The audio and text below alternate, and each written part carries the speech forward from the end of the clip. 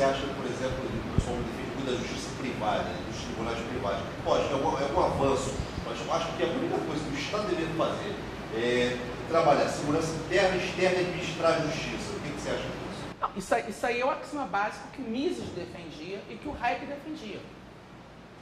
O Hayek expande alguns pontos, só que uma coisa que tem que entender também.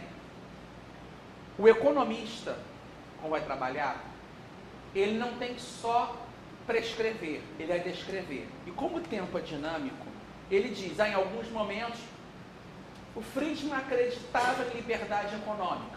Só que ele defendia a política louca de Walsh. A gente sabe que hoje não funciona isso. Tentar implantar esse sistema é uma loucura. É mais fácil dizer, educação plena familiar. Cada família resolve isso. Durante anos, a humanidade foi educada porque as igrejas mantinham escolas caritativas. O sistema de saúde brasileiro, a melhor época dele foi quando os sistemas de beneficência portuguesa, italianas, as comunidades se organizavam. É o que, por exemplo, a doutrina socrática chama de subsidiariedade. Quem está mais próximo ao problema resolve isso melhor. Um cara em Brasília não sabe qual é o real problema que eu tenho. Então você vai seguindo. Só que a questão de você privatizar todos os tribunais, você acaba transformando essa atuação privada num novo Estado. Não importa, você vai acabar constituindo um novo Estado nisso. E vai chegar um tempo que, da mesma forma que existe competição de produtos, aí a teoria poderia haver competição de moedas. Eu não acredito que a moeda devesse ser um monopólio estatal. Eu acho que isso aí poderia você ter competição de moedas. A tendência era você ter 2 ou 3 moedas. Só que no campo de uma competição de justiça, a lógica você vai fazer o quê? Você ter competição, elas vão começar... A isonomia não estaria afetada? Afetaria um pouco, mas teria outra coisa pior. Você chega a um ponto que teria 2, 3 tribunais controlando só. Porque os outros seriam eliminados pela concorrência normal. E qual é a tendência mais fácil disso? Eles se juntam, fazem um lobby e criam um novo Estado. Você não pode negar a natureza humana. Nós não somos anjos. Cá para nós, é muito mais fácil. Eu estou competindo. Por que a gente não pode confiar em uma coisa importante e que as pessoas não entendem? A escola austríaca, ela não é a defesa do empresário, é a defesa do indivíduo. Porque o empresário pode se juntar um com o outro, vamos fazer um cartel. E mesmo que não tenha, mesmo que o Estado não interfira. Então você cria problemas. Então é muito complicado. E um ponto que a gente tem que entender é que os problemas da sociedade não serão resolvidos, porque o homem é imperfeito. Você não pode encontrar uma perfectibilidade, por isso a questão dos limites do conhecimento, da ignorância que a escola austríaca defende. Você não vai conseguir ter nenhuma instituição social perfeita, porque nós somos homens imperfeitos. E cá para nós, é natural, vou me dar bem. O cara deixou, eu vou fazer. Não, eu controlo metade dos livros por eficiência. Monopólio justo, a pessoa chegou naquilo pela eficiência. Quando eu cheguei na posição, eu não vou fazer mais, eu vou tentar controlar. Se você tiver abertura no mercado, e aí que tá, o cara pode chegar a um monopólio pela eficiência, mas não descumprindo a lei. Você tem que ter essa questão da lei. E sempre a liberdade de entrar no mercado. Porque foi o caso JP Morgan, se não me engano, questão dos oleodutos. A gás nos Estados Unidos no começo custava, numa época, exemplo, custava, eu não sei, valor de, por exemplo, 50. Aí o cara inventou a técnica do oleoduto e ele jogou o preço assim. As empresas todas quase quebraram e foi comprando tudo. E criou um monopólio. Virou o grande barão do petróleo. Era dono sozinho de 5. Como ele era o único dono, o que ele fez? Não tem ninguém competindo comigo. Vou aumentar para 10. Quando ele aumentou para 10, já entrou um louco que achou, pô, 10 eu consigo competir com ele, vou vender a 9. E nessa guerra total, chegou-se um equilíbrio, se não me engano, de 8. Ah, mas poxa, era 5 pelo monopólio, subiu a 8. Só que o pessoal não esquece que antes era 50. E o tempo é dinâmico. Às vezes o monopólio que uma pessoa tem hoje no campo econômico, ela pode não ter amanhã. No caso da justiça, não sei, você tem problema. E aí, mais que a justiça, eu acho que muitas coisas podem ser feitas por árbitro. O que eu questiono é a parte penal. Porque a justiça penal, ela não funciona sem um braço armado. E você vai ter o quê? A milícia. Favela do Rio funciona isso já. Então, principalmente o campo penal. Tribunais, eu acho que questões de família, você consegue fazer. Só que os tribunais privados no Rio, qual é a experiência que tem tido? Também já existiu. A pessoa segue no privado e a teoria é, seguiu no privado, vai parar por ali. Aí quando ele perde, ele vai recorrer no estatal. Você acaba sobrepondo justiças e atrasa mais no processo. Funciona. Só que você teria que ter certeza, se você optar por usar o tribunal arbitral, a decisão acabou. Mas você tem que ter alguém para dizer isso. Então, é complicado, eu não sei. É um campo que está muito aberto, você pode fazer construções teóricas, dizer, não, como funcionaria, poderia ser, mas no campo penal especificamente, eu não vejo uma solução penal privada. A não ser que eles falem assim, ninguém vai fazer crime. Bem, sim, a não medida é no campo porque, em certos aspectos, a teoria austríaca eu vejo ela muito mais como Humeana que popperiana.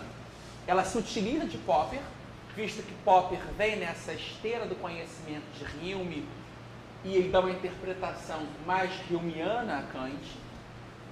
Mas, primeiro, você falta essa questão, há uma desconfiança geral nessa forma de conhecimento empírico na teoria austríaca. Ela quer ser a priorística, é a visão kantiana. Mas, você pode tentar, eu vejo não tanto como uma resistência, eu vejo como uma impossibilidade. Porque quando você tem um axioma, por exemplo, você não pode provar empiricamente que 2 mais 2 não são 4. É difícil provar isso empiricamente. Não, uma caneta mais uma caneta, mais uma... Não, se você seguir matemática assim não funciona. Eu creio que o único pensador que tentou criar a matemática com bases empíricas foi John Stuart Mill. E a coisa não funcionou muito bem. O sistema de lógica dele é uma loucura. Eu não posso falar... Lá em casa, especialista em Mill, minha esposa, Mill e Bentham, mas ela está explicando as coisas em termos lógicos que é loucura. Você tentar criar uma lógica indutiva, que não é dedutiva, você vai criar contradições. E a visão da escola austríaca, no Mises principalmente, ela é muito lógica.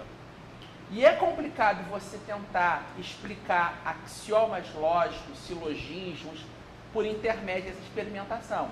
O que você pode fazer, e aí sim que eu digo, não no núcleo geral, que o núcleo geral são categorias teóricas, mas nos aspectos de ciclo econômico, e isso foi feito empiricamente muito.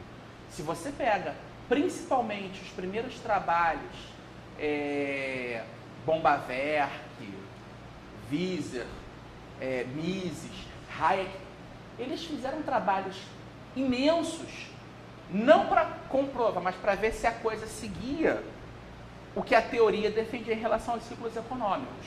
A quantidade de conhecimento empírico acumulado nessa fase da escola austríaca é impressionante. São obras chatas, difíceis de serem lidas hoje em dia, mas se tentou fazer isso.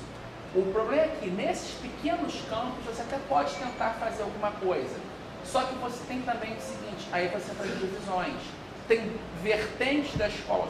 Não, mas quando um Gerson tenta fazer explicações com os gráficos dele, a explicação do Hayek por ter aqueles cones, o pessoal tem um chega, não, mas isso aí vocês querem matematizar a economia, isso vai perverter a coisa.